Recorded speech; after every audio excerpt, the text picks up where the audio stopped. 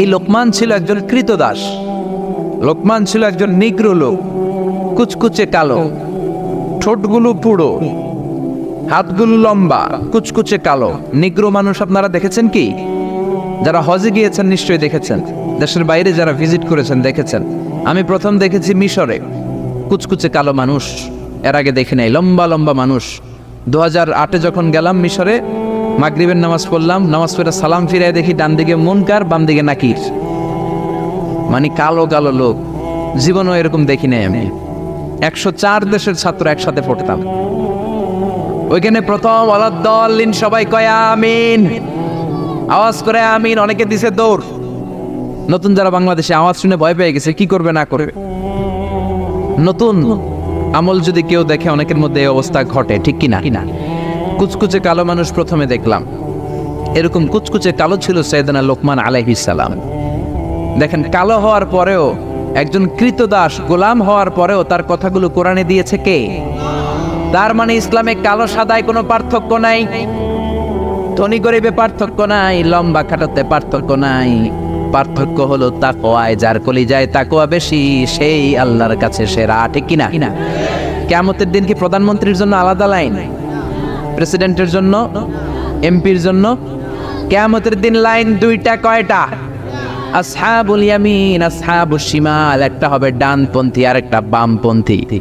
ডানপন্থীদের হাতের মধ্যে থাকবে লা ইলাহার পতাকা, আলিল্লাহে তাকবীর, আল্লাহু আকবার। আর বামপন্থীদের ওইখানে কিল ঘুষি আছে না নাই? দল দুইটা। ওই দিন হবে আসল খেলা, ফাইনাল খেলা, ঠিক কি না? এজন্য ইসলাম বলে there is no difference between black and white, between upper and lower, between the richer section of the society and poorer section of the society, between the prime minister, member of the parliament and rickshaw puller, factory labor.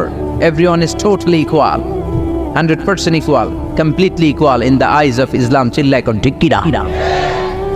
সাদায় কালায় পার্থক্য নাই, প্রধানমন্ত্রী কুলিওয়ালা ঠেলাওয়ালা রিক্সাওয়ালায় পার্থক্য নাই। পার্থক্য হলো যার কলিজায় তাকওয়া বেশি সেই আল্লাহর কাছে সেরা।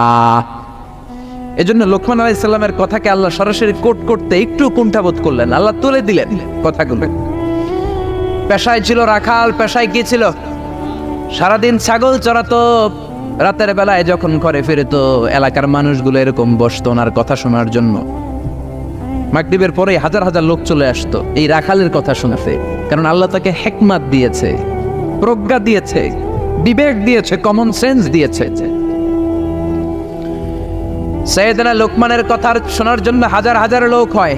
লোকমানের মনিব ভাবে, ঘটনা কি, আমি হলাম ওর মনিব, আমার কাছে কেউ আসে না। আর এই লোকটা আমার কর্মচারী, কুচকুচে কালো দেখতে, তার কথা শোনার জন্য লোকেরা আসে কেন? লোকদের জিজ্ঞেস করলো তোমরা আসছো কেন? আপনার রাখাল ছেলের মাথার মধ্যে এত হিকমত, এত বুদ্ধি, তার কথাগুলো শোনার জন্য আমরা এসেছি। আমার এই রাখালের এত হিকমত, এত বুদ্ধি, দেখি তো কি হিকমত আছে। ডেকে আনলো একবার লোকমানকে। লোকমান তাআলা হুনা, এদিকে আসো। ইবনে জারির আত-তাবারি ওনার তাফসীরের ভেতরে, তাফসীর ইবনে জারির আত-তাবারি, এটার মধ্যে উনি লিখেছেন, উনি যে কত কিছু লিখেছেন। উনি একটা তারিখের গ্রন্থ, ইতিহাসের গ্রন্থ লিখেছেন, তারিখ আত-তাবারি। আলেম যারা আছেন বুঝবেন, উনি জীবনে যত পৃষ্ঠা লিখেছেন ওইটা দিয়ে যদি ওনার জীবনের বয়সটারে ভাগ দেওয়া হয়, এভারেজে উনি দৈনিক প্রতিদিন লিখেছেন 85 পৃষ্ঠা। আমরা 85 পৃষ্ঠা তো পড়তেও পারি না। আপনি একদিনে 85 পৃষ্ঠা পড়ছেন কোনোদিন? উনি প্রতিদিন লিখতেন অন অ্যাভারেজ 85 পেজেস। 85 পৃষ্ঠা প্রতিদিন লিখতেন। উনি ওনার তাফসীর এনেছেন। মনিব লোকমান ডেকে বলে, ও লোকমান, ইজবাহ শাতান, একটা ছাগল জবাই করো, ওয়া আখরিজ মিনহা আতিয়াবা মুদগাতাইন, এবার ছাগলের সবচাইতে দুইটা দামি অঙ্গ ছুরি দিয়ে কেটে আনো। সাইয়েদনা লোকমান মনিবের কথা অনুযায়ী ছাগল জবাই করলেন। জবাই করে জিহ্বাটা আর কলবটা কেটে আনলেন। বললেন, মনিব, এই দুইটা অঙ্গ সবচেয়ে দামি। এবার মনিব বলল, ইযহাব ওয়াজবাহ শাতান উখরা, আরেকটা ছাগল জবাই করো, ওয়া আখরিজ মিনহা আখবাস মুদগাতাইন, এবার সবচেয়ে নিকৃষ্ট দুইটা অঙ্গ কেটে আনো। এবার সাইয়েদনা লোকমান আবার ছাগল জবাই করলেন, আবারও জিহ্বা আর কলব কেটে নিয়ে আসলেন। মনিব বলে, মা হাযা ইয়া লোকমান, ও লোকমান, সবচাইতে উৎকৃষ্ট দুইটা অঙ্গ কেটে আনার জন্য বললাম, জিহ্বার কলব আনলা। সবচেয়ে নিকৃষ্ট দুইটা অঙ্গ কেটে আনতে বললাম, তখনও জিহ্বার কলব আনলা। ঘটনাটা কি? সাইয়েদনা লোকমান বললেন, জিহ্বা যদি ভালো হয় এর চেয়ে ভালো অঙ্গ আর হয় না। জিহ্বাটা যদি খারাপ হয় এর চেয়ে খারাপ অঙ্গ আর হয় না, ঠিক কি না? এই জিহ্বা দিয়ে যদি কোরআনের তেলাওয়াত করেন, এই জিহ্বা দিয়ে যদি আপনি আল্লাহর জিকির করেন, এই জিহ্বা দিয়ে যদি কোরআনের দাওয়াত দেন, এই জিহ্বা দিয়ে যদি ভালো ভালো কথা বলেন, এই জিহ্বাটাই হলো সেরা অঙ্গ। আর এই জিহ্বা দিয়ে যদি মিথ্যা কথা বলেন, ওয়াদার খেলাফ করেন, মানুষকে গালি দেন, চগলখড়ি করেন, গীবত করেন, জিহ্বার চেয়ে খারাপ কোন অঙ্গ হতে পারে? এজন্য আল্লাহ বললেন, আলাম নাজআল লাহু আইনাইনি ওয়া লিসানাও ওয়া শাফাতাইনি ওয়া হাদাইনাহুন নাজদাইন। ও গোলাম, তোরে চোখ দিলাম, ঠোঁট দিলাম, তোরে আমি জিহ্বা দিলাম। জিহ্বা দিলেন কে? জিহ্বা না থাকলে খাবারের স্বাদ নিতে পারতেন? জোরে বলেন। আল্লাহর দেহের অঙ্গগুলার সেটিং এত সুন্দর। এই দেখেন, খাবো এইখানে মুখ, চাবানোর জন্য ভিতরে দাঁত, ঘ্রাণ নেওয়ার জন্য তার 2 ইঞ্চি উপরে নাক, দেখার জন্য চোখ। আচ্ছা, আমাদের চোখ দুইটা যদি পিছনে থাকতো, এদিকে একটা এদিকে একটা, তাহলে খাওয়ার সময় এটা ভালো কি খারাপ দেখার জন্য এইভাবে নেওয়া লাগতো, তাই না? নাক যদি এইখানে না থাকে, নাক থাকতো এইখানে, পিঠে যদি নাকটা থাকতো, তাহলে খাওয়ার আগে এটা কি ভালো খাবার না বাসি খাবার, আগে নাকের এইখানে দেখানো লাগতো, একটু সুইকা দেখে ভালো কিনা, ঠিক কিনা? চোখ যেখানে আল্লাহ রাখলেন, এখান থেকে যদি মাত্র 2 ইঞ্চি উপরে, এইখানে হয়তো বাম চোখটা, এদিকে ডান চোখটা, কি হইতো? ফুটবল খেলতে যায়, ফুটবলে হেড দিতে গেলে চোখ দুইটা ডিমের মতো পৌঁছে যেত, ঠিক কিনা? কান দুইটা চমৎকার জায়গায় দিলেন, আপনি অবাক হয়ে যাবেন। আল্লাহর এই বডি মেকানিজম, হিউম্যান অ্যানাটমি নিয়ে যদি আপনি চিন্তা করেন, কিভাবে আল্লাহ ডিএনএ দিয়েছেন, ডাইঅক্সিরিবো নিউক্লিক অ্যাসিড, যেটা আমাদের প্রাণের ব্লুপ্রিন্ট, কোটি কোটি ডিএনএ। আমার দাদা, আমার পরদাদা, আমার 14 দাদা, কে কোন ধরনের বৈশিষ্ট্য, ক্যারেক্টারিস্টিক্স, কোয়ালিটি নিয়ে এসেছে, সব ডিএনএ এর মধ্যে আল্লাহ দিয়ে দিয়েছেন। একজনের ডিএনএ এর সাথে আরেকজনের ডিএনএ এর কোনো মিল নাই, কোন সুবহানাল্লাহ। এমন ভাবে সেটিং করেছেন যেটা যেখানে দরকার। খেয়াল করে শুনেন, এই যে কানটা, এই কানটা যদি আল্লাহ এই বগলের নিচে দিত, আর এই ডান কানটা যদি এই বগলের নিচে দিত, আজকে আমার ওয়াজ শোনা লাগতো এইভাবে, ঠিক কিনা? কারণ এইভাবে যদি কান চাপা পড়ে থাকে, কথা শোনা যাবে? সুবহানাল্লাহ কইতে পারলেন না? এই জন্য আল্লাহ বললেন, আলাম নাজআল লাহু আইনাইনি ওয়া লিসানাও ওয়া শাফাতাইনি ওয়া হাদাইনাহুন নাজদাইন। তোরে জিহ্বা দিলাম, জিহ্বা দিয়ে স্বাদ নেয়ার সুযোগ দিলাম। আমাদের এই যে জিহ্বা, নরম নরম টিস্যু দিয়ে আল্লাহ জিহ্বাটারে বানিয়েছেন। এই জিহ্বার পার স্কয়ার সেন্টিমিটারে টেস্ট বার্ড আছে 84টা। সেই হিসাবে আমাদের পুরো জিহ্বা দিয়ে আমরা কয়েক হাজার ধরনের খাদ্যের স্বাদ আস্বাদন করতে পারি। কোন সুবহানাল্লাহ। এত নরম অঙ্গ দেহের আর দ্বিতীয়টা নাই। একটা চুল যদি জিহ্বার মধ্যে পড়ে যায়, সেটাও টের পাওয়া যায়, জোরে কোন ঠিক কিনা?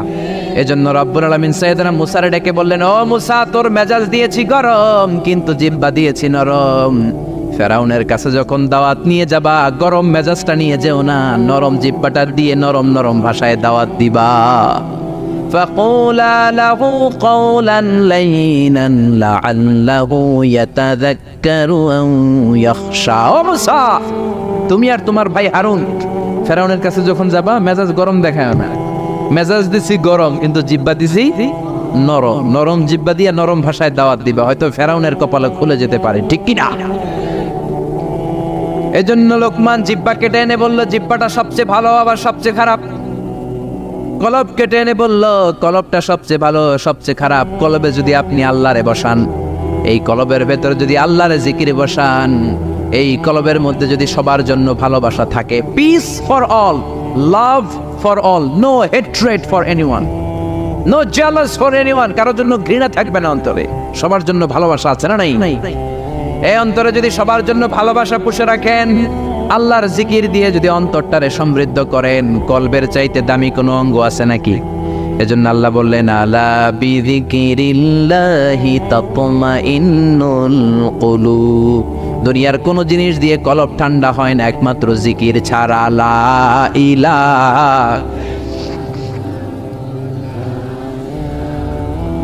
লা ইলাহা ইল্লাল্লাহু মুহাম্মাদুর রাসূলুল্লাহ সাল্লাল্লাহু। এই জন্যই কলবে জিকির করতে হবে, কলবের মধ্যে আল্লাহকে স্থান দিতে হবে।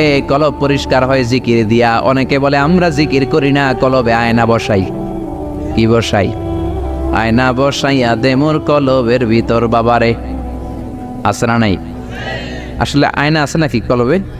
বাবার কলবেই নাই, তোমার কলবে থাকবে কেমনে? আয়না টায়না কিছু না, কলবের ভেতরে জিকির থাকবে কার? লোকমান বলল সবচেয়ে দামি অঙ্গ জিহ্বা, সবচেয়ে নিকৃষ্ট অঙ্গ জিহ্বা, সবচেয়ে দামি অঙ্গ কলব, সবচেয়ে নিকৃষ্ট অঙ্গ কলব। মনিব তো বলে তাই তো, লোকমানের তো আসলেই অনেক জ্ঞান। মনিব বলে যা লোকমান, আর আমার রাখালগিরি করার দরকার নাই, তোরে আমি আজাদ করে দিলাম। দিন রাত সারাদিন সারাক্ষণ মানুষকে তোর জ্ঞান বিলিয়ে বিলিয়ে মানুষকে তুই আলোকিত করে দে। সুবহানাল্লাহ। বাড়িতে যে বললেন, এজন্য আল্লাহ বললেন ওয়ালাকাদ আতাইনা লুকমানাল হিকমাতা আনিশকুর লিল্লাহ ওয়া মান ইয়াশকুর ফাইন্নামা ইয়াশকুরু লিনাফসিহি ওয়া মান কাফারা ফাইন্নাল্লাহা গনিয়্যুন হামিদ। পড়েন সুবহানাল্লাহ। আল্লাহ বললেন আমি লোকমানরে হিকমত দিয়েছি। কি দিয়েছি? কথা বলেন। হিকমত শব্দটার সাথে আপনারা পরিচিত না? আমরা কিন্তু বলি এই কথা বলার সময় হিকমত খাটায় বলবি, বলি না বলি না বলি না। হিকমত হলো কেমন করে কথা বলতে হয়, কিভাবে বলতে হয়, কোন জায়গায় কোনটা বলতে হয়, এটার নাম হলো হিকমত। নলেজ আর common sense is equal to wisdom. প্রজ্ঞা, হিকমতের বাংলা হচ্ছে প্রজ্ঞা, ইংরেজি হচ্ছে উইজডম। আপনার যে জ্ঞান আছে, জ্ঞানের সাথে যদি কমন সেন্সটারে কাজে লাগান, ওইটাই প্রজ্ঞা, তখনই আপনি ওয়াইজ ম্যান হয়ে যাবেন, ঠিক না? আপনার জ্ঞান আছে নামাজ পড়া ফরজ, নামাজ পড়লে জান্নাতি হওয়া যায়, এটা কিন্তু হিকমত না, এটা হলো জ্ঞান, নলেজ। এবার কেমন করে রুকু করবেন, কেমন করে সিজদা করবেন, কেমন করে নামাজ পড়বেন, এটা জানার নাম হলো হিকমত। তার মানে জ্ঞানকে প্রয়োগ করার কৌশল হচ্ছে হিকমত। জ্ঞান প্রয়োগের বাস্তব কলা কৌশল মেকানিজম জানার নাম হচ্ছে হিকমত। এই জন্য যারা কোরআনের দাওয়াত দেয়, যারা মুফাসসিরে কোরআন, যারা খতিব, যারা ইমাম সাহেব, আল্লাহ তাদেরকে বললেন দাওয়াত দেওয়ার সময় হিকমতের সাথে দিবা। উদউ ইলা সাবিলি রাব্বিকা বিল হিকমাতি ওয়াল মাউইযাতিল হাসানাতি ওয়াজাদিলহুম বিল্লাতী হিয়া আহসান। উদউ ইলা সাবিলি রাব্বিকা, আল্লাহর রাস্তায় দাওয়াত দাও। কিভাবে দিবা? বিল হিকমা, হিকমতের সাথে দিবা। হিকমত আল্লাহ সবারে দেয় না। ইউতিল হিকমাতা মান ইয়াশা ওয়া মান ইউতাল হিকমাতা ফাকাদ উতিয়া খায়রান কাসীরা। আল্লাহ হিকমত দেন কিন্তু সবাইরে নয়, যারে দেন তার কপাল রে উজালা করে দেন। হিকমতের আরেক অর্থ সুন্নাহ। বিশ্বনবী ইউআল্লিমুহুল কিতাব ওয়াল হিকমা, কিতাব শিখাবে আর বিশ্বনবীর সুন্নাত শিখাবে। এই সব হিকমত আল্লাহ লোকমানকে দিয়েছেন। এজন্য রব্বুল আলামিন আমাদেরকেও হিকমত দেখ, আমরা চাই কি চাই না? চাই কি চাই না? সবাই পড়েন আল্লাহুম্মা উরযুকনা আল হিকমা। ও আল্লাহ, আপনি আমাদেরকে হিকমত দেন। পড়েন আমিন। আমি লোকমানকে হিকমত দিয়েছি আর বলেছি আনিশকুর লিল্লাহি ওয়া মান ইয়াশকুরু ফাইন্নামা ইয়াশকুরু লিনাফসি। হিকমত দিয়ে আমি লোকমান রে বললাম, ও লোকমান, আনিশকুর লিল্লাহ, শুকরিয়া করবা কার? জোরে বলেন কার? আল্লাহর শুকরিয়া করবা, কারণ শুকরিয়া করলে নেয়ামত বাড়ায় দেয় কে? শুকরিয়া না করলে নেয়ামত কেড়ে নেয় কে? লাইন শাকারতুম লাযীদান্নাকুম ওয়া লাইন কাফারতুম ইন্না আযাবি লাশাদীদ। ও বান্দা, যদি আমার নেয়ামতের শুকরিয়া করো, এই যে ভাত খাও, এই যে মাছ খাও, গোশত খাও, এই যে বাতাস, নাক দিয়ে বাতাস নাও, এই যে প্রাণ ভরে তুমি পানি খাও, এই যে আমি নেয়ামত দিয়েছি, নেয়ামতগুলোর শুকরিয়া যদি করো, নেয়ামত বাড়ায় দিবে কে? আর যদি নাশুকরি করো, জেনে রেখো আমার আযাব বড় কঠিন। ইন্না বাতশা রাব্বিকা লাশাদীদ, আমার পাকড়াও বড় কঠিন। আমি আল্লাহ সব সময় ধরি না, কিন্তু যখন ধরি তখন ধরে ধরে ধরে না ধরলে আল্লাহ। জোরে বলেন, ধরে ধরে ধরে না ধরলে আল্লাহ। সব সময় ধরি না, কিন্তু ধরলে সারি না। ফেরাউন রে ধরে না, কিন্তু যখন ধরছে তখন আর। নমরুদরে ধরে না, কিন্তু যখন ধরছে মশার কামড় দিয়ে দুনিয়া থেকে শেষ। ফেরাউনকে সাগরের মধ্যে সুবানি খাওয়াইছে কে? আব্রাহার বাহিনীকে আবাবিল দিয়ে ধ্বংস করলো কে? আবার গাবা ভাঙতে এলে পাঠাও আবাবিল, দাও খোদা দাও আমায় আবার উমার দারাজ দিল। আল্লাহু আকবার। তার মানে সব সময় ধরে না, অনেক ছাড় দেয়। ফামা হিলিল কাফিরিন আমহিলহুম রুয়াইদা, কাফেরদেরকে আমি ঢিল দেই, চান্স দেই, সময় দেই, দেখি ফিরে আসি কিনা, দেখি তওবা করে কিনা, দেখি মসজিদে ঢুকে কিনা, দেখি নামাজি হয় কিনা, দেখি ভালো মানুষ সাজে কিনা। জোরে কোন ঠিক কিনা? আমরা যখন ঘুড়ি উড়াই হাতে থাকে কি? নাটাই থেকে আমরা সুতায় ঢিল দেই, তাই না? ঘুড়ি ডানে যায়, বায়ে যায়, কি আরাম, উঠতেছে এই আকাশে, এদিকে যায় ওদিকে যায়। তার মানে কি এই যে ঘুড়ির আর ফিরে আসা লাগবে না? আসা লাগবে কি লাগবে না? সুতা আমরা ঢিল দেই, ঘুড়ি আকাশে উড়ে। সন্ধ্যাবেলায় নাটাই ধরে যখন সুতায় টান দেয়, ঘুড়ির ফিরে আসা লাগে কি লাগে না? এই জন্য সুযোগ পেয়ে গাদ্দারি করো না, নাফরমানি করো না। সুতায় ধরে যখন টান দিবেন ফিরে আসা লাগবে, ঠিক কি না? এজন্য আল্লাহ বলো শুকরিয়া করো। বললেন শুকরিয়া করে বাড়ায় দিব, না শুকরি করলে কেড়ে নিব। শুকরিয়া করবেন না কেন? এত নেয়ামত আল্লাহ আমাদের দিয়েছেন, নেয়ামত গুলো গুণে শেষ করতে পারবেন? পারবেন? আমার দেহে কত নেয়ামত, আমার ঘরে কত নেয়ামত, আমার ব্যবসা প্রতিষ্ঠানে কত নেয়ামত, গোটা বসুন্ধরা পৃথিবী ব্যাপী কত নেয়ামত, ঠিক কি না? এজন্য আল্লাহ বললেন আনিশকুরু লিল্লাহি ওয়া মান ইয়াশকুরু ফাইন্নামা ইয়াশকুরু লিনাফসি। শুকরিয়া করো, শুকরিয়া করলে তোমারই লাভ। যে শুকরিয়া করে নিজের জন্যই করে নাকি আল্লাহর লাভ? আমরা শুকরিয়া করলে আল্লাহর অনেক লাভ না? আল্লাহর ক্ষমতা অনেক বেড়ে যাবে আমরা শুকরিয়া করলে। বেড়ে যাবে। আল্লাহ বলে গোলাম, পৃথিবীর সবাই যদি মুত্তাকি হয়ে যাও, দুনিয়ার সবাই যদি নামাজি হয়ে যাও, আল্লাহর ওলি হয়ে যাও, আমার কোনো লাভ নাই, লাভ তোর। আর সবাই যদি কাফের হয়ে যাও, আমি আল্লাহর লস নাই, লসও তোমার। জোরে কোন ঠিক কিনা? সহিহ মুসলিমের বর্ণনা, দুনিয়ার সবাই যদি কাফের হয়ে যায়, মুশরিক হয়ে যায়, আমি আল্লাহর ক্ষমতার 1 ইঞ্চিও কমবে না। সবাই যদি জিকির করে ওলি হয়ে যায়, আমি আল্লাহর ক্ষমতার 1 ইঞ্চিও বাড়বে। লাভ লস কার? কয় আল্লাহর। লাভ লস কার? কার? আরো জোরে সবাই বলেন। লাভ লস আমাদের। ওমান কাফারা ফাইন্নাল্লাহা গানিয়্যুন হামিদ। আর যদি কুফরি করো, জেনে রেখো আল্লাহ মুখাপেক্ষী, আল্লাহর কিছু লাগে না, লাগে আমাদের। আমাদের প্রয়োজনে আমরা আল্লাহর কাছে ঠেকা, আল্লাহ কারো কাছে ঠেকা নাকি? আমাদের প্রয়োজনে আমরা আল্লাহর কাছে চাই, আল্লাহ কারো কাছে চায় নাকি? এবার সাইয়েদনা লোকমান ছেলেরে দাওয়াত দিবেন, ছেলেরে উপদেশ দিবেন, শুনতেছেন? আল্লাহ বললেন ওয়াইয ক্বালা লুকমানু লিবনিহি ওয়া হুয়া ইয়াইদুহু ইয়া বুনাইয়া লা তুশরিক বিল্লাহ ইন্নাশ শিরকা লাযুলমুন আযীম। শুরু করলেন উপদেশ।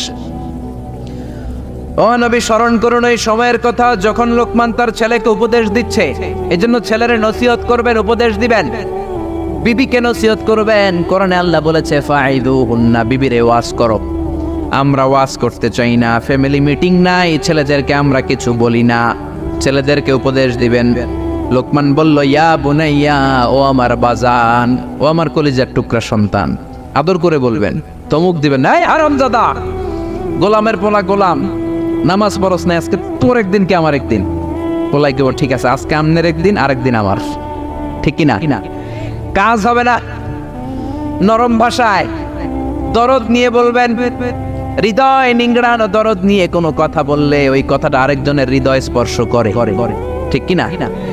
এজন্য দাওয়াতের ভাষা হতে হবে খুব হৃদয় স্পর্শী, নসিহত হতে হবে খুব কোমল ভাষার। অনেকে নসিহত করে মনে হয় যে আমার কিলাই বেহান আছে না, নেই?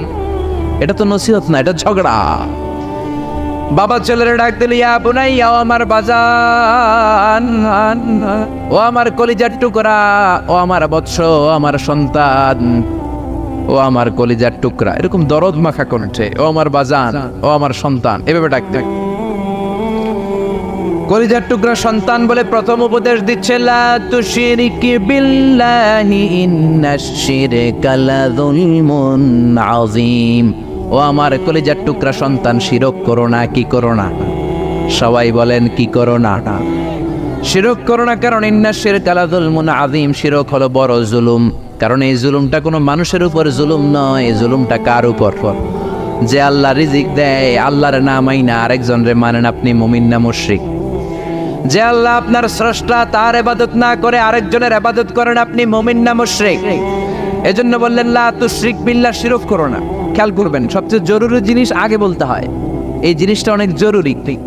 শিরক কিন্তু অনেক ভয়ঙ্কর। শিরক হচ্ছে ভয়ঙ্কর ঈমান বিধ্বংসী মারণাস্ত্র। এই শিরক যদি আপনি করে ফেলেন, আপনার সব শেষ। এজন্য প্রথমে শিরকের কথা বললেন। শিরক হলো ঈমান বিধ্বংসী মারণাস্ত্র। এইডসের চেয়েও ভয়ঙ্কর, ক্যান্সারের চেয়েও ভয়ঙ্কর। ক্যান্সারের অ্যান্সার আছে, শিরকের কোনো অ্যান্সার নাই, ঠিক কিনা? বিশ্বনবী বললেন, আখফা মিন দাবিবিন নামাল, পিঁপড়ার চেয়েও গুটি গুটি পায়ে তোমার দেহের ভেতরে শিরক নামক ভাইরাস ঢুকে তোমার ঈমানকে সারকার করে দিবে, ঠিক কিনা? এজন্য কখনোই কোনোভাবে শিরক করা যাবে। আমরা যখন নামাজে দাঁড়াই, আল্লাহ বলে নামাজ পড়ে পড়িস, আগে বল শিরক করস কিনা। আমরা বলি ওয়াজ্জাহাতু ওয়াজহিয়া লিল্লাযী ফাতারাস সামাওয়াতি ওয়াল আরদা হানিফা ওয়া মা আনা মিনাল মুশরিকিন। আমরা বলি ও আল্লাহ, ওয়া মা আনা মিনাল মুশরিকিন, আমরা শিরক করি। আবার যখন আমরা হজ করতে যাই, ইজার পরে রিদা পরে হজের জন্য যাই, আল্লাহ বলে হজ পরে করিস, আগে বল শিরক করস কিনা। আমরা বলি লাব্বাইক আল্লাহুম্মা লাব্বাইক, লাব্বাইক লা শারীকা লাক লাব্বাইক, ও আল্লাহ কোনো শরীক করি না, কোনো শিরক করি না, কোন সুবহানাল্লাহ। এজন্য আল্লাহ বললেন, ইন্নাল্লাহা লা ইয়াগফিরু আন ইউশরাকা বিহি ওয়া ইয়াগফিরু মা দুনা যালিকা লিমান ইয়াশা। আল্লাহ চাইলে সব গুনাহ ক্ষমা করে দিতে পারেন, শুধু শিরকের গুনাহ ছাড়া। কোন গুনাহ ছাড়া? আরো জোরে বলেন। আল্লাহ সব গুনাহ মাফ করেন, কিন্তু শিরকের গুনাহ মাফ করেন। এজন্য হাদিসে কুদসিতে আল্লাহ বললেন, পাহাড় পরিমাণ গুনাহ নিয়ে যদি কিয়ামতের দিন আমার সামনে হাজির হয়ে যাও, ওই গুনার মধ্যে যদি শিরকের গুনাহ না থাকে, আমি আল্লাহ পাহাড় পরিমাণ ক্ষমার দয়া নিয়ে তোর কাছে হাজির হয়ে যাব। পাহাড় পরিমাণ গুনাহ, এই গুনার ভিতরে শিরকের গুনাহ নাই, তাহলে পাহাড় পরিমাণ ক্ষমা নিয়ে আমাদের কাছে হাজির হয়ে যাবে কে? এজন্য আল্লাহ ফরমান, লা ইন আশরাকতা লা ইয়াহবাতান্না আমালুকা ওয়া লা তাকুনান্না মিনাল খাসিরিন। যদি কোনো ক্রমে শিরক করে ফেলো, তোমার সব আমলগুলো বাতিল করে দিবে কে? এজন্য শিরক করা যাবে? শিরক মানে আল্লাহর সমকক্ষ কাউরে মনে করা, আল্লাহর অংশীদার স্থাপন করা, আল্লাহর নামে কাউরে ডাকা, আল্লাহর মতো কাউরে ক্ষমতাবান মনে করা, এটা হচ্ছে শিরক। বুঝতে পেরেছেন? এজন্য প্রথমে ছেলেরা বললেন, লা তুশরিক বিল্লাহ, আল্লাহর সাথে শিরক করবা না। শিরক হলো বড় অপরাধ, শিরক হলো মহা পাপ, সব পাপের বাপ। এটা হচ্ছে শিরক। এটা কি? শিরক করা যাবে? শিরক তিন ধরনের। কথাগুলো কঠিন, সহজে বুঝালে বুঝবেন। সহজ করে কইতে আমায় কহজে, সহজ করে যায় না কওয়া সহজে। সহজ করে বুঝাচ্ছি, কিন্তু মনোযোগ দিয়ে শুনতে হবে। শুনতেছেন তো? তিন প্রকার। প্রথমে শিরক দুই প্রকার, শিরকে আকবার, শিরকে আসগার। শিরকে আকবার মানে বড় শিরক, এই শিরক করলে আপনি মুশরিক। আবার নতুন করে কালিমা পড়তে হবে। এটা তিন ধরনের শিরক। ফির রুবুবিয়া, রব হিসাবে মানতে হবে একজনকে। তিনি কে? আল্লাহর ছাড়া যদি অন্য কাউরে রব মানেন, আপনি মুমিন না মুশরিক? এই জন্য কবরের প্রথম প্রশ্ন কি? মার রব্বুক। আপনি যদি কোন জানি না, কোনই আসর নাই, আপনার বলতে হবে আল্লাহ আমার রব, এই রবি আমার সব। দমে দমে তনু মনে তারি অনুভব। পড়েন, আল্লাহ আমার রব।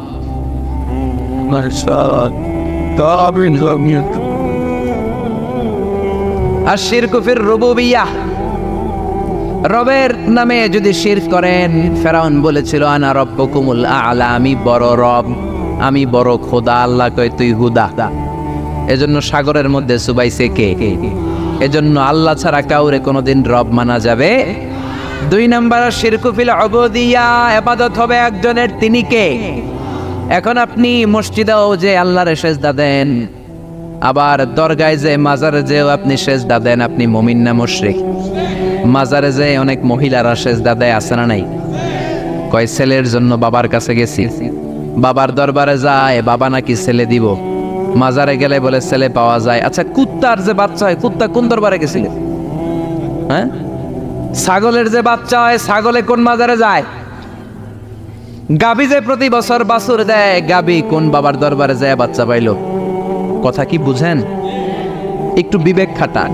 এই যে কুকুরের বাচ্চা হয়, ছাগলের বাচ্চা, এরা তো কোনো মাজারে যে মানত করলো না, এদেরকে বাচ্চা দিল কে? তো কুকুররে আল্লাহ বাচ্চা দিতে পারলে কি আপনারা দিতে পারে না? ইয়াহাবু লিমান ইয়াশাউ ইনাসা ওয়া ইয়াহাবু লিমান ইয়াশাউ যুকুর আও ইউযাওইজুহুম যুকরানা ওয়া ইনাসা ওয়া ইয়াজআলু মান ইয়াশাউ আকীমা ইন্নাহু আলীমুন কাদির। তিনি যাকে চান তাকে ছেলে দেন, আবার যাকে চান তাকে মেয়ে দেন, আবার যাকে চান তারে ছেলেও দেন মেয়েও দেন, আবার যাকে চান ছেলেও দেন না মেয়েও দেন না। তিনি কে? এজন্য ছেলে মেয়ে যদি চাইতে হয়, চাবেন কার কাছে? 3 নম্বরে আশিরকু ফিল আসমাই ওয়াস সিফাত। আল্লাহর সিফাতি নাম যদি কারোর সাথে লাগান, আমার আল্লাহর নাম হলো গৌসুল আজম, মানে মহান সাহায্যকারী। এখন আব্দুল কাদের জিলানীরে যদি বলেন গৌসে পাক, আপনি মুমিন না মুশরিক? খবরদার। আল্লাহ হচ্ছে গৌসুল আজম। আল্লাহকে গৌসুল আজম, এটা আল্লাহর নাম, আল গৌস আল আযম। আব্দুল কাদের জিলানী অনেক বড় আল্লাহর ওলি ছিলেন। ওলিরে ওলি বলে ডাকবেন, ওলিরে আল্লাহর নাম দিয়ে ডাকা যাবে। আব্দুল কাদের জিলানী শুধু ওলি ছিলেন না, মুজাহিদ ছিলেন। মুফতাকির বিল্লাহ ছিল ওনার সময়ের প্রেসিডেন্ট। ওই প্রেসিডেন্টের ঘুষাইয়া চাপা ভাঙ্গা দিছে, পিটাইয়া একেবারে সুলতানাত মাটির সাথে মিশিয়ে দিয়েছে আব্দুল কাদের জিলানী। বাগদাদে 400 মাদ্রাসা প্রতিষ্ঠা করেছে। ওনার এলপি খেদমত নিয়ে কথা নাই, ওনার জিহাদি জীবন নিয়ে কথা নাই। খালি কথা ফু দিলে বলে পানি আগুন হয়ে যায়, আগুন পানি হয়ে যায়। কপাল পড়া, ঠিক কিনা?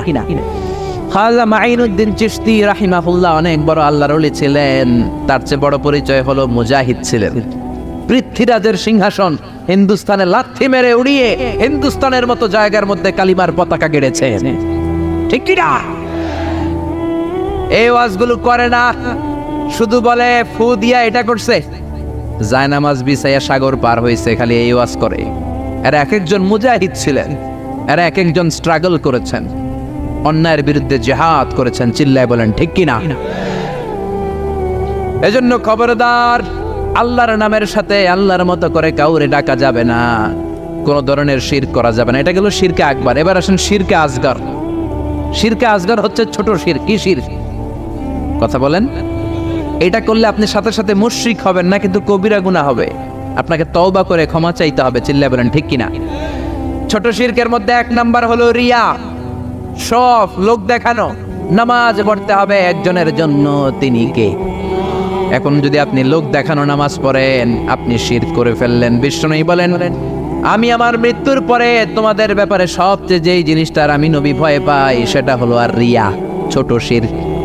মানুষ লোক দেখানোর জন্য কাজ করে। হজ করেছে, নামের আগে হাজি না লেখলে উনি সাইদটা ওড়ে, আছে না নাই? তো আপনি হজ করছেন কি আলহাজ লাগানোর জন্য? তো আপনি তো নামাজও পড়েন, নামের আগে মুসল্লি লাগান না কেন? আপনার নাম হবে আল মুসল্লি, আস-সাইম, আল মুজাক্কি, আল হাজ কুতুবউদ্দিন। কারণ আপনি নামাজ পড়েন, আপনি যাকাত দেন, আপনি রোজা রাখেন। শুধু হজটা লাগান কেন? কপাল পোড়া। হজ করেছেন আল্লাহর জন্য, খবরদার কোনোদিন নামের আগে আল হাজ লাগাবেন না। লাগাবেন? হজ করেছেন কারে দেখাইতে? কার খুশির জন্য? তো আপনি যে হজ করছেন, আপনি যে নামাজ পড়েন, আপনি যে তাহাজ্জুদে ওইটা কাঁদেন, এটা নামের আগে লাগান কেন? আমলগুলো বাতিল হয়ে যাবে। রিয়া সব শেষ করে দেয়। জাহান্নামের অতল গহ্বরে একটা জায়গা আছে, ওই জায়গাটার আগুনের এত তেজ, খোদ জাহান্নাম ওই জায়গা থেকে 70 বার দিনে পানা চায়। সাহাবারা বললেন, ওই জায়গায় কারা যাবে? বিষ্ণু বললেন, যারা লোক দেখানো আমল করবে তারা যাবে। এজন্য রিয়া করা যাবে? কয়টা বলবো? শিরকুল আসগার অনেক। তারপরে আছে আল হালাফ বিগাইরি ইসমিল্লাহ, আল্লাহ ছাড়া অন্য কারো নামে কিরা কাটা। আমাদের দেশে এগুলো আছে না নাই? কয় মাথার কসম, টুপির কসম, বিদ্যার কসম, মায়ের দুধের কসম, মসজিদের কসম, কোরআনের কসম, কোনো কিছুর নামে কসম কাটা যাবে না একজনের নাম ছাড়া। তিনি কে? মান কানা হালিফান বিল্লাহ লা মুহালাতা, যদি আপনার কসম কাটতেই হয় কোনো কাজে একজনের নামে কাটবেন, তিনি কে? আপনি বলবেন আল্লাহর কসম। আবার বারবার যারা কসম কাটে তাদের মধ্যে নেফাকি আছে। বারবার নয়, কোন একটা বিষয়কে এমফাসাইজ করার জন্য, গুরুত্ব বোঝানোর জন্য অনেক সময় কসম কাটা লাগে না? বিচারে সালিশে অনেক বিষয়ে কসম কাটা লাগে তাকিদ দেওয়ার জন্য। তখন আপনি কসম কাটবেন একজনের নামে, তিনি কে? আল্লাহর নামে আপনি কসম কাটবেন। আল্লাহর নাম ছাড়া কারো নামে কসম কাটা যাবে। এরপরে তিয়ারা, বিশ্বনবী বললেন লা তিয়ারাতা ফিল ইসলাম, ইসলামের শুভ অশুভ কিছু নাই। সুলক্ষণে কুলক্ষণে বলতে কিছু নাই, কুফা টুফা বলতে কিছু নাই। কয় তুই একটা কুফা, তুই ঘরে ঢুকলে বাংলাদেশের উইকেট পড়ে, তুই বাইর বাইর বাইর বলি না? কেউ ঢুকলে কি উইকেট পড়ে? সে ঢুকলেও পড়বে না ঢুকলেও পড়বে, এটা তো একটা খেলার সিস্টেম। আপনি ভালোভাবে খেললে আপনার উইকেট পড়বে কেন? ঠিক কি না? এই কুফা বলতে ইসলামে কিছু নাই। নতুন বউ আসছে বাড়িতে, মা চা বানায় খাওয়াও, বৌমা চা বানাইতে যায় ফ্রিজ ভেঙে ফেলছে, বউটা ভালো না, এটা কুলক্ষণ, এটা অপয়া। এগুলো ইসলামে না। ইসলাম বলে আল কাদার খাইরিহি ওয়া শাররিহি মিনাল্লাহ, ভালো হোক মন্দ হোক দুনিয়ার কেউ করতে পারে না, করতে পারে একজন, তিনি কে? এরপরে ইতিয়ানুল আররাফিন, গণকের কাছে যাওয়া যাবে। অনেক গণক বাবা বাংলাদেশে আছে না নাই? গনে গনে নাকি সব বলে দেয়। বিশ্বনবী বললেন মান আতা আররাফান, যে কোনো গণকের কাছে যায়, ফাসালাহু আন শাইইন, যে কিছু জিজ্ঞেস করে, গণকের কাছে যে জিজ্ঞেস করার সাথে সাথেই 40 দিনের আপনার নামাজগুলারে বাতিল করে দিবে কে? গণক যা বলছে এটা বিশ্বাস করেন নাই, শুধু জিজ্ঞেস করছেন, 40 দিনের নামাজ বাতিল। আর গণক যা বলেছে যদি বিশ্বাস করেন, মুশরিকদের কাতারে আপনারা তুলে দিবে কে? এজন্য গণকের কাছে যাওয়া যাবে না। গণককে যে বলবেন ও গণক বাবা আপনার চেম্বারে আপনি কি করেন, গণক বলবে আমি ভবিষ্যতের সব কথা জানি, সব বলে দেই। এটা বললেই দিবেন এক থাপ্পড় 20 কেজি ওজনের। যদি বলে এই থাপ্পড় দিলি কেন, বলবেন তুমি তো গণক, ভবিষ্যৎ জানো, আজকে আমি এই সাথে থাপ্পড় দিবে আগেই তো জানার কথা, তুমি না সব জানো, আমারে দেখে তুমি দৌড় দাও নাই কেন? ঠিক কি না? এইভাবে সাইজ করবেন গণক বাবাদেরকে। এরপরে আছে রাশিফল বাবা, মেষ রাশি, বৃষ রাশি, মিথুন রাশি, কর্কট রাশি, তুলা রাশি, সিংহ রাশি, আছে না নাই? আপনি যাবেন কইব তোর উল্লুক রাশি, আপনার বন্ধুরে নিয়ে যান বলবে তোর বন্ধুর ভাল্লুক রাশি, আপনার বউ নিয়ে যান বলবে তোর বউয়ের বিলাই রাশি, আপনি যাই বলবেন বাবা আমার রাশি, কইব তোর কুত্তা রাশি, আপনার ছোট্ট ছেলেটারে নিয়ে যান বলবে তোর ছেলের ইন্দুর রাশি, আছে না নাই? হাতের রেখা দেখে আর সব বলে এই যে এইখানে তোমার বিবাহ, এটা একটু ঘুরাই দিলে এটা ওইদিকে যাবে, আর তুমি তো সৌদি চলে যাবা কিছুদিন পরে, তোমার ভাগ্যে অনেক কিছু আছে। হাতের রেখায় কোনো ভাগ্য থাকে না, কারণ ভাগ্য তো তারও থাকে যার হাত থাকে না। হাত নাই পা নাই এরকম বিকলাঙ্গ লোক পৃথিবীতে আছে না নাই? তো যেই লোকটার হাত নাই তারও তো ভাগ্য আছে। এজন্য কপাল পোড়া এদের কাছে যাওয়া যাবে। খবরদার টিয়া পাখির কাছে যায়, টিয়া পাখি নাকি ভাগ্য বলে দেয়। কত নিম্ন রুচির লোক হতে পারলে একজন মানুষ আশরাফুল মাখলুকাত হয়ে টিয়ার কাছে ভাগ্য জানতে চায়। ভাগ্য তো মহাবিশ্ব সৃষ্টির 50,000 বছর আগে লৌহে মাহফুজে লিখে দিয়েছে কে? আর জোরে বলেন কে? এরপর কোমরে কাইতন বাদে আছে না নাই? হাতের মধ্যে আজমি শরীফের সুতা বাদে। পরীক্ষার রাত্রে দেখলাম একটাই ঘুরে, বললাম কিরে পরশ না? কয়ে যে হুজুর সুতা আছে, আজমি শরীফের সুতা, আমার A+ ঠেকাবে কে? এরকম আছে না নাই? সুতা তোমার কিচ্ছু করতে পারে না, করতে পারে একজন, তিনি কে? এরপরে ইঁদুরের কাছে যে দাঁত চায়, দাঁত নিয়ে কই ইন্দুর মামা, ইন্দুর মামা, মাই কইছে আমনে আমার বড় মামা, আমার মোটা দাঁত নিয়ে আমনের চিকুন দাঁত দেন। এ এলাকায় বলে, এখানেও বলে। ইঁদুরের কাছে আর দাঁত চাইবেন? কোনোদিন চাইবেন? এরপর ট্রাকের পিছনে জুতা ঝুলায় আছে না নাই?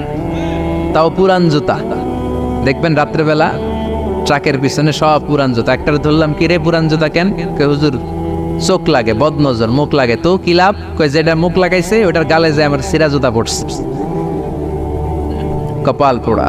তুমি ট্রাককে হেফাজতের জন্য জুতার উপর তাওয়াক্কুল করেছো, আল্লাহর উপর তাওয়াক্কুল করো নাই, তুমি মুশরিক। জোরে কোন ঠিক কি না? এরপরে মাজার দেখলে ড্রাইভার ভাইরা গাড়ি স্লো করে কি করে না? মাজারের দিকে এরকম করে, আছে না নাই? কিরে স্লো করলি কেন? কয় বাবার মাজার, বাবায় অনেক গরম, গাড়ি আমার উল্টায় দিবে, জোরে চালাইলে গাড়ি উল্টায় দিলে দুর্ঘটনা হয়, মানুষ মারা যায়। যে লোক কবরে শুইয়া মানুষ মারে ওই আল্লাহর ওলি নাকি ডাকাই? ওটা তো অনেক বড় সন্ত্রাসী, ঠিক কিনা? এরপর বাচ্চাদের কপালে কালো টিপ আছে না নাই? আমি আমার বাড়িতে আমার পুরাতন একটা অ্যালবাম ঘাটতে শুরু করলাম, ঘাটতে ঘাটতে দেখি আমার বয়স যখন 4 তখন আমার একটা ছবি, ওইখানে আমার কপালেও কালো টিপ দেওয়া। আম্মারে ধরলাম, কালো টিপ দিলা কেন? কই তোর নানি কইছে। নানিরে ধরলাম, তুমি কইছো কেন? কই তোর বড় আম্মা কইছে, ওই বেডি আর বাইসা নাইস, আর ধরতেও পারি নাইস, এই জন্য এগুলো করা যাবে। এই কালো টিপ দিবেন না। সূরা ফালাক নাস করে ফু দিবেন, সুস্থ করে দিবে কে? তারপরে কয় পরীক্ষা সকালে ডিম খাবি না, পরীক্ষায় ডিম পাবি। আপনাদের এলাকায় বলে বলে এটি ভুয়া কথা। আমি তো সবসময় পরীক্ষার দিন সকালে ডিম খাইতাম আর ফার্স্ট হয়ে যেতাম। এই যে মিশরের পরীক্ষায় যখন দিলাম, ডিম খেয়ে গেছি, ফার্স্ট হয়ে গেছি। ডিম খাইলে ফার্স্ট হয়ে যাবেন, ডিম খাইলে পরীক্ষায় ডিম পাবে, এটা ভুয়া কথা। এরপরে কয় জট কলা খাইস না, জমজ বলাইব, আছে না নাই? জমজ হলে তো ভালো, 2বারের কষ্ট একবারে সারলো। 2বার বউয়ের কষ্ট কমে গেল। 10 মাস 2 বছর কত কষ্ট, 2বার পেট কাটো, আর জামাইয়ের টাকা খরচ, সিজারের টাকা, আছে না নাই? তো একবারে যদি হয়ে যায় কষ্ট কমে গেল না? কপাল পোড়া। জট কলা দেখে দেখে খাইবেন, বাইসা বাইসা খাইবেন, কিচ্ছু হবে না। সুবহানাল্লাহ। এরপরে বলে তোর যদি হাত চুলকায় তাইলে তোর টাকা আসবে, বলে না? আসলে কি আসে? টাকা আসে? আসে না। ধনী বানায় কে? গরিব বানায় কে? আবার মাথায় যদি 2 গিট থাকে, 2টা গিট থাকে, কয় তোর 2 বিয়া, আছে না নাই? মুসলমান এগুলোতে বিশ্বাস করতে পারে। এজন্য লোকমান বললেন, লা তুশরিক বিল্লাহি ইন্নাশ শিরকা লাযুলমুন আযীম। খবরদার শিরক করো না, শিরক বড় অপরাধ। 1 নাম্বার উপদেশ শেষ। 2 নাম্বার, ইয়া বুনাইয়া ইন্নাহা ইন তাকু মিসকালা হাববাতিন মিন খারদালিন ফাতাকুন ফি সাখারাতিন আও ফিস সামাওয়াতি আও ফিল আরদি ইয়াতি বিহাল্লাহ ইন্নাল্লাহা লাতীফুন খাবীর। প্রথম উপদেশ দিলেন, বাবা শিরক করিস না, শিরক বড় পাপ, সব পাপের বাপ। ক্যান্সারের অ্যান্সার আছে, শিরকের কোনো অ্যান্সার।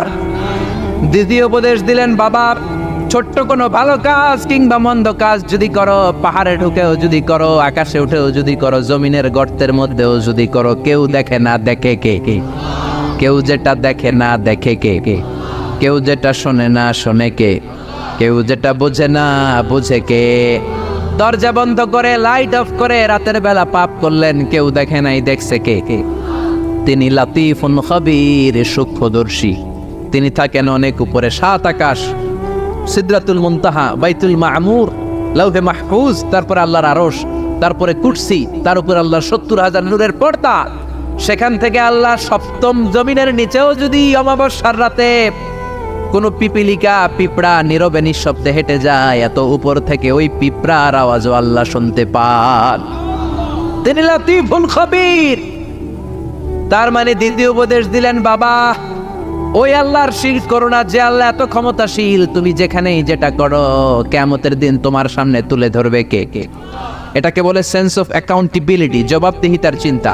এই সফটওয়্যার, তাকওয়া নামক এই সফটওয়্যার যদি ছেলের মাথায় ইনস্টল করে দেন, এই ছেলে আর কোনোদিন বেয়াদব হবে না, এই ছেলে বেনামাজি হবে না, এই ছেলে বেরোজগার হবে না, এই ছেলে ডাকাত হবে না। চিল্লা এখন ঠিক কি না? আদর দিয়ে আপনি বুঝায় দেন, বাবা তুমি স্কুলে যাও, চুরি করে বন্ধুর পেন্সিলটা তোমার ব্যাগে করে এনো না, বন্ধুর রাবার চুরি করো না, কলম চুরি করো। ছোট্ট বাচ্চাদের মধ্যে এটা আছে, আরেকজনের কলমটা লাল দেখছে, ওটা নিয়ে আস। আপনি শিখিয়ে দেন, আরেকজনের জিনিস নেওয়া যাবে না, না বলে নেয়াকে চুরি বলে। ও বাবা, রাস্তা দিয়ে তুমি হেঁটে যাও, আম গাছে আম পেকেছে, রাস্তায় কেউ নাই, টুক করে একটা আম পেড়ে ব্যাগের ভিতরে পড়েছো, কেউ দেখে নাই, দেখেছে কে? কিয়ামতের দিন বিচার আছে না নাই? ওই ছোট্টবেলা থেকেই এই তাকওয়া নামক সফটওয়্যার ব্রেনে ইনস্টল করে দেওয়ার দরকার আছে না নাই? 3 নাম্বার উপদেশ, ইয়া বুনাইয়া আকিমিস সালাতা ওয়া আমুর বিল মা'রুফি ওয়ানহা আনিল মুনকার। ইয়া বুনাইয়া, ও আমার ছেলে, আকিমিস সালাহ মানে কি? সালাতে কায়েম করো, সালাতে কায়েম করো, হবে সম্মানিত তুমি, হবে জান্নাতি তুমি, হবে জান্নাতি তুমি, হবে সম্মানিত তুমি, দিবে কাল হাসরে শীতল ছায়া আরশে আজিম, রাব্বিয়াল আলা রাব্বিয়াল আযীম, রাব্বিয়াল আলা রাব্বিয়াল আযীম। আল্লাহু আকবার। 3 নাম্বার উপদেশ দিলেন, প্রথমে বললেন শিরক করো না, 2 নাম্বারে বললেন আল্লাহ তো ক্ষমতাশীল, যাই করো না কেন আল্লাহ দেখে, 3 নাম্বারে বললেন ওই আল্লাহর প্রথম আদেশ হলো নামাজ। প্রথম আদেশ কি? আউয়ালু মা ইউহাসাবু বিহিল আবদু ইয়াউমাল কিয়ামাতি আস-সালাহ। কিয়ামতের দিন প্রথম যে আল্লাহ হিসাব যেটার চাইবেন সেটা কি? নামাজের হিসাব যদি সহজ হয় সব সহজ করবে কে? নামাজের হিসাব কঠিন হলে কঠিন করবে কে? এজন্য বিশ্বনবী বললেন মুরু সিবিয়ানাকুম বিস-সালাতি হুম 7 সিনিন। ছেলের বয়স যখন 10 বছর নামাজের আদেশ দাও, আর ছেলের বয়স যখন 7 বছর নামাজের আদেশ দাও। 10 বছর হলে নামাজের জন্য শাসন করো, ঠিক কি না? 7 বছরে আদেশ করবেন, সাথে সাথে নিয়ে যাবেন। 10 বছরের নামাজ না পড়লে শাসন করবেন, চোখ গরম করবেন, রক্তচক্ষু দেখাবেন, প্রয়োজনে পিটাবেন, তারপরেও নামাজে নেয়ার দরকার আছে না নাই? 7 বছর বয়স থেকে যদি আপনি নামাজের কথা বলেন, 10 বছর এমনি ছেলে পাক্কা নামাজি হয়ে যাবে, ঠিক কি না? আর যদি 30 বছর বয়সে আমার কাছে পানি পড়ার জন্য আসেন, পারা যাবে? পারা যাবে? পারা যাবে? অনেকে বলে হুজুর সকালবেলায় ডাকি না, আমার ছেলে ঘুমায়, কি করুম? সকালবেলায় ঘুমায় ডাকি না, তো সকালবেলায় ভূমিকম্প হইলে কি করবেন? কথা বলেন। সকালবেলায় ঘরে আগুন লাগছে, ওই দিন কি করবেন? না, ছেলেটা ঘুমাক না, একটু আগুন লাগছে তো কি হয়েছে, পুইরা মরুক, তারপরও ঘুমাক, এরকম করবেন? দুনিয়ার আগুনের জন্য, দুনিয়ার আগুন থেকে বাঁচাতে হলে ছেলেকে যদি ডাকতে হয়, জাহান্নামের আগুন থেকে যদি বাঁচাতে চান, ডাকার দরকার আছে না নাই? এই জন্য দিন শুরু হবে ফজরের নামাজ দিয়ে। কোন নামাজ দিয়ে? জোরে বলেন। বাবা যারা আছেন নামাজের দাওয়াত দিবেন। এরপরে 4 নম্বরে বললেন ওয়ামুরু বিল মা'রুফ, ভালো কাজের আদেশ দাও। 5 নম্বরে বললেন ওয়ানহা আনিল মুনকার, খারাপ কাজের নিষেধ করো। ভালো কাজের আদেশ, খারাপ কাজের নিষেধ, এগুলো করো। কুনতুম খায়রা উম্মাতিন উখরিজাত লিন-নাসি তা'মুরুনা বিল মা'রুফি ওয়া তানহাউনা আনিল মুনকার। ভালো কাজের আদেশ দাও, মন্দ কাজের নিষেধ। বাচ্চাদেরকে এগুলো শিখাবেন, এখন থেকে এগুলো শিখে বড় হতে হবে। আপনি একা নামাজ পড়লে হবে না, আশেপাশের বন্ধু বান্ধবদেরকে নিয়েও মসজিদে যাওয়ার দরকার আছে না নাই? একা পাপ থেকে বাঁচলে হবে না, সমাজটারও পাপ থেকে বাঁচানোর দরকার আছে না নাই? আপনি যদি বলেন আমি তো নামাজ পড়ি, এরা না পড়লে আমার কি, আমি পাপ করি না, ওদেরকে আমি বাধা দিব না, আমার কি? আযাব আর গজব আসলে আপনিও বাঁচবেন না, আপনি সবার আগে ভুগবেন, ঠিক কি না? লঞ্চের 2য় তলায় কিছু ভালো মানুষ ঘুমায়, লঞ্চের নিচের তলায় কিছু লোক লঞ্চের তলা ছিদ্র করতে আরম্ভ করছে। আচ্ছা, লঞ্চের তলা যদি ছিদ্র কেউ করে কি হয়? পানি ঢুকে, লঞ্চ ডুবে যায়। এখন 2য় তলার লোকেরা যদি ভাবে আমরা তো আরামেই আছি, আমাদের ওদেরকে ঠেকানোর দরকার নাই, লঞ্চ কি থাকবে না যাবে? এজন্য উপরের তলায় যারা ঘুমায় তাদের দায়িত্ব যারা নিচের তলায় ছিদ্র করে ওদেরকে বাধা দেয়া, ঠিক কি না? যদি বাধা না দেয়, নিচের তলার লোকেরা যেমনি শেষ, উপরের লোকেরাও শেষ। নামাজিরা আপনারা যদি আশেপাশের লোকদেরকে নামাজের দাওয়াত না দেন, ভূমিকম্প আসলে শুধু ওই জালেমরা মরবে না, আপনারা আলেমরাও মরবেন, কোন ঠিক কি না? জালেমও মরবে, আলেমও মরবে। এজন্য আল্লাহ বললেন ওয়াত্তাকু ফিতনাতাল্লাতী লা তুসিবান্নাল্লাযীনা যালামু মিনকুম খাসসাহ। ওই আযাবকে ভয় করো, যে আযাব যখন আসে শুধু জালেমের উপর আসে না, আলেমের উপরও আসে, ঠিক কি না?